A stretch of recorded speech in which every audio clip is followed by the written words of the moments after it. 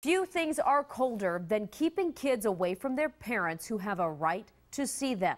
But that's exactly what appears to be happening in Arizona right now. CPS is charged with protecting our children, and you would expect that agency to be honest about the issues impacting them.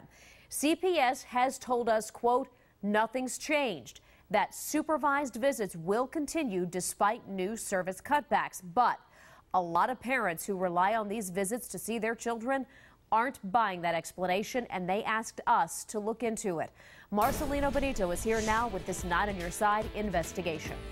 Jennifer, after our series of stories last week on these CPS cuts, a viewer reached out to me to let us know CPS is lying about the impact of these cuts on visitation services. She says she knows because she's one of the people affected, and she has the proof to back up her claim in a voicemail from her CPS caseworker. I miss my family. I miss my family. And I miss my baby. We can't show you this mother's face, and we can't reveal her name. All you need to know is her CPS visits have been cut. She found out when she got this call and listened to this voicemail. I wanted to let you know there's a big agency-wide problem with visits. All of our contracting agencies are ending their contracts with us. That's the voice of her CPS caseworker, and she's putting the blame on agencies like Aviva.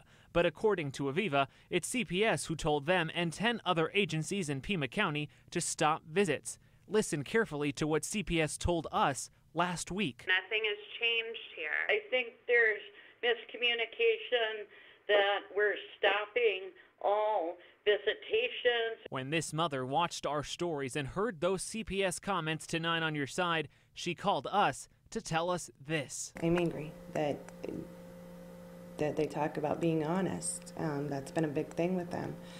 Be honest, and they're not being honest. And here's her proof CPS is lying.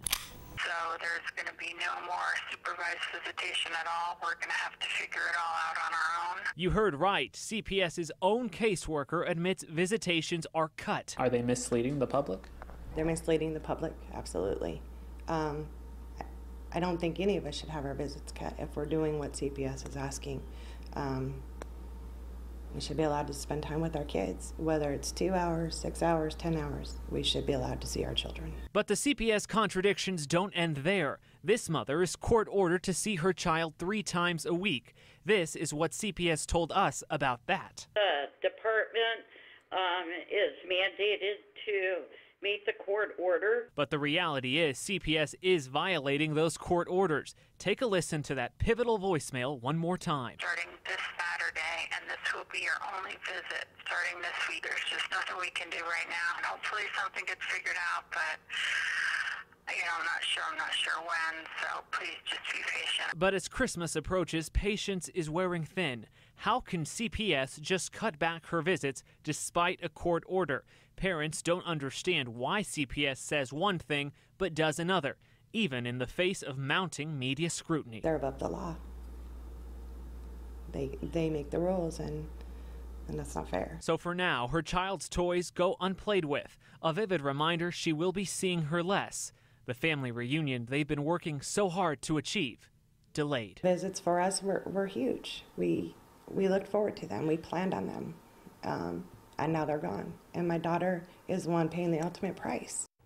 We reached out to CPS for the last 2 days to request an interview.